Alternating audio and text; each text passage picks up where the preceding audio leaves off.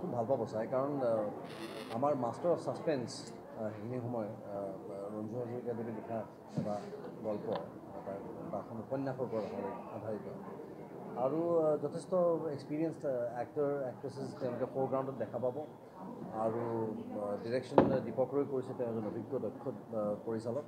তেওঁ বহু বছৰ ধৰি আজি ইণ্ডাষ্ট্ৰীত কাম কৰি আছে। তেখেতৰ ওপৰত আমাৰ সম্পূৰ্ণ বিশ্বাস আছে।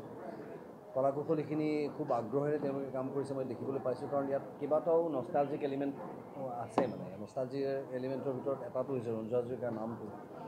তাৰোপৰি এইবোৰ উপন্যাস আগতে আমি পঢ়ি পোৱা মানুহে জানে, তাত তাৰ ওপৰত আধাৰিত এটা ষ্টৰী আৰু ৰিলছ ড্ৰামা বুলি কোৱাৰ লগে লগে আমি গম পাওঁ যে অসমীয়া কণ্টেণ্টৰ এটা ভাল প্ৰযুক্তি প্লেটফৰ্ম আমাৰ ইয়াৰ আৰু তাৰ বিভিন্ন ৱেব ছিৰিজে বিভিন্ন ধৰণে বহুত সমাদৰ লাভ কৰিছে মানুহৰ মাজত। গতিকে মই খুব বিশ্বাসী যে এই ক্ষুধাখনো তেওঁলোকে খুব ভাল পাব আৰু আজি যিহেতু ছেকেণ্ড ছিজনৰ এনাউন্সমেণ্টো হৈছে, যিহেতু ফাৰ্ষ্ট ছিজন, গতিকে মই ভাবোঁ কিউৰিয়চিটি ফেক্টৰটো থাকিব, বিঞ্জ ৱাচিং ফেক্টৰটো থাকিব আৰু যথেষ্ট কম পইচাতে তেওঁলোকে চাবলৈ পাব চিনেমাবোৰ।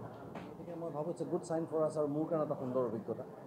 প্ৰদীপ দাহঁতক আমি আৰম্ভণিৰ পৰা চাই প্ৰদীপ দাহঁতৰ ফিটনেছটো সদায় এডমায়াৰ কৰি প্ৰদীপ দাহঁতৰ ফিটনেছটোৰ প্ৰতি দেখিয়ে আমি আকৃষ্ট হৈ আমি নিজে আৰম্ভ কৰা মানুহ। গতিকে তেওঁলোকৰ লগত কাম কৰিবলৈ পোৱা অভিজ্ঞতাটো সুন্দৰ।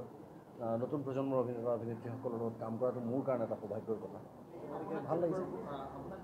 মোৰ মুখ্য চৰিত্ৰ এটাই কৰি আছোঁ মই আৰু তাত যদিও মোৰ চৰিত্ৰ এটাই, কিন্তু তাৰ তিনিটা ডিমেনশ্যন, তিনিটা ৰূপ আছে তাৰ আৰু তিনিটা বয়স পৰ্ট্ৰে কৰিবলগীয়া হৈছে। সেইটো মোৰ কাৰণে খুব চেলেঞ্জিং আছিলে। গতিকে হয়তো প্ৰথমবাৰৰ বাবে মই এইটো ইণ্ডাষ্ট্ৰীত ইমান বয়সীয়াল কেৰেক্টাৰ কৰিছোঁ। গতিকে এইটো মোৰ কাৰণে এটা চেলেঞ্জ আছিলে বিৰাট। এটা 80 বছৰীয়া কেৰেক্টাৰ, এটা 60 বছৰীয়া কেৰেক্টাৰ, এটা 35 বছৰীয়া কেৰেক্টাৰ, এই ৰেঞ্জটো যথেষ্ট হৈ যায়। গতিকে ৰূপসজ্জাৰ ক্ষেত্ৰতো আমাৰ বিশ্ব আছিলে মেকআপত, তেওঁ যথেষ্ট কষ্ট কৰি বৰ ভালকৈ কাম কৰিছে। গতিকে এই টিম এফৰ্টটোৱে গৈ আমাৰ ফাইনেল